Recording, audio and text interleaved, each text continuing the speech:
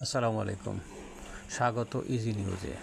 প্রবাসী বাংলাদেশের ভোটার বানাতে দলীয় নেতাকর্মীদের কাজ করার নির্দেশ দিয়েছেন বিএনপির ভারপ্রাপ্ত চেয়ারম্যান তারেক রহমান।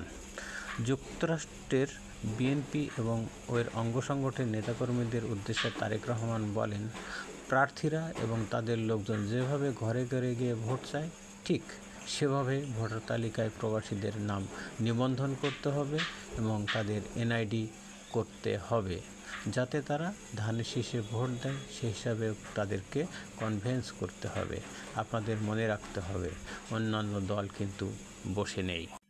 এছাড়াও বিএনপির শরিক অর্থাৎ মৃতদের জন্য বিএনপির ভারপ্রাপ্ত চেয়ারম্যান তারেক রহমানের পক্ষ থেকে যারা বিরোধী দলের বিরোধী থাকা অবস্থায় ফ্যাসিস্টের বিরুদ্ধে যুগপৎ আন্দোলনের নেতৃত্বে সাথে ছিলেন, তাদের জন্য 50টি আসন ছাড়ার প্রাথমিক সিদ্ধান্ত হয়েছে।